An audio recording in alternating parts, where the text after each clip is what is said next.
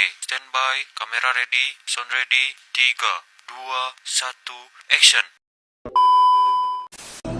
Assalamualaikum warahmatullahi wabarakatuh. Halo guys, selamat datang di podcast kami, podcast Mager.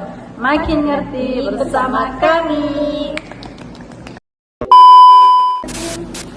Hari ini kita mau ngobrolin soal bagaimana bahasa Arab di kehidupan nyata, yaitu Fusha dan Amiyah. Tapi sebelum itu kita perkenalan diri dulu ya.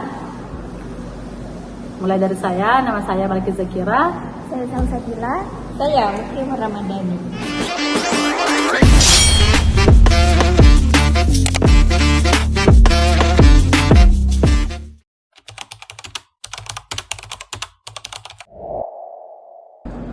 Oke guys, kita mulai dari pertanyaan yang paling basic dulu ya.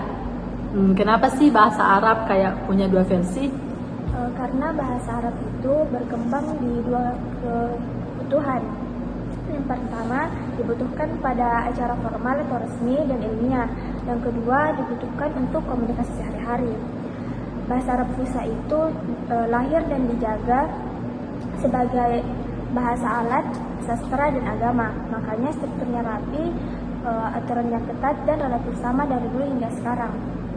Contoh penggunaan pada Arab Fusha yaitu Du'atul Lughatul Arabiyyatul Fusha adatan asasiyatan fi naqlil ulumi wal ma'arif, yang artinya bahasa Arab Fusha adalah alat utama dalam menyampaikan ilmu pengetahuan.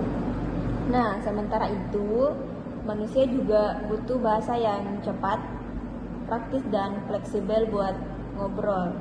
Nah, dari situlah Amiyah berkembang. Bahasanya menyesuaikan daerah, budaya, dan kebiasaan penuturnya. Nah, contoh nih pada kalimat aku capek hari ini. Bahasa Fushanya itu ana muta'abul yaum, sedangkan bahasa Amiyahnya ana tu'banul yaum.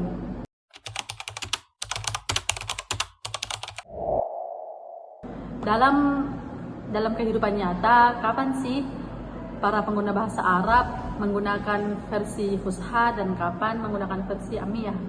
Nah, kalau Fusha biasanya dipakai ketika situasinya formal atau semi formal, misalnya saat di kelas, khutbah, atau saat membacakan berita ataupun di tulisan akademik. Contoh penggunaan bahasa Arab Fusha saat proses belajar mengajar yaitu fi muhadaratil yaum sanatnawalu mawdu'al istiwajiyah al-lughawiyah, yang artinya hari ini dalam kuliah kita akan membahas topik dualitas linguistik. Dan setelah kelasnya selesai, bahasanya langsung berubah. Yang tadinya bahasa Fusha formal berubah menjadi ke bahasa Amiyah atau non formal. Nah, contohnya itu al-muhadiratu kanat tawil bas mufidah. Kuliahnya panjang tapi bermanfaat.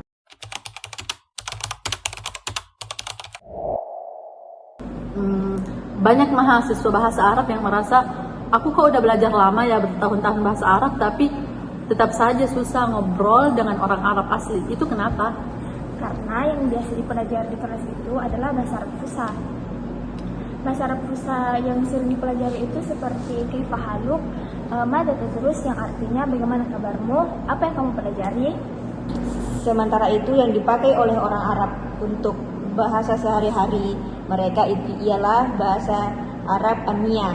Seperti pada contoh kalimat Izzayyak bid-darsi, artinya apa kabar, kamu belajar apa?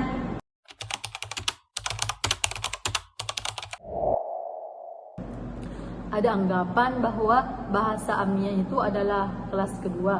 Nah, gimana pendapat kalian? Secara akademik itu keliru. Dalam sosiolinguistik, setiap ragam bahasa mempunyai fungsinya masing-masing. Amiyah itu bukan bahasa yang rusak, tapi bahasa yang berbeda. Ia membawa identitas lokal, emosi, dan penuturnya. Nah, contoh nih pada ekspresi emosi. Bahasa Fushanya itu ana sa'idun jiddan al-yaum. Dan sedangkan Amiyahnya itu ana mabsut qawiyun naharda.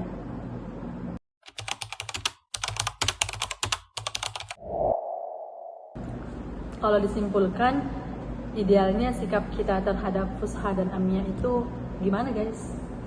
idealnya kita buat di Fusha, karena Fusha itu adalah dasar dan bahasa Arab dan kunci keilmuan. Tapi juga tidak menolak atau anti amnia. Karena kenapa? Karena ini adalah kunci komunikasi yang nyata. Jadi bukan memilih tetapi menggabungkan ya. Betul. Kesimpulannya, inna tawazuna bainal fusha wal amiyah yusahimu fi tahqiqi tawasulin lughawiyin faham. Akhirnya kita sudah sampai pada satu kesimpulan, yaitu Fusha menjaga bahasa Arab tetap rapi dan ilmiah, sedangkan Amiyah menjaga bahasa Arab tetap hidup dan dekat dengan manusia. Terima kasih sudah mendengarkan podcast kami, podcast Maget Makin Ngerti bersama kami. Wassalamualaikum warahmatullahi wabarakatuh. Bye-bye. Meanwhile, Kehidupan nyata. Kehidupannya ke Saya sebagai Balkis Zakir.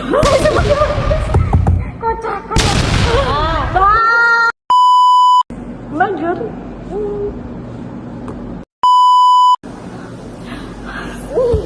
Sinar mesti sedih. Maaf.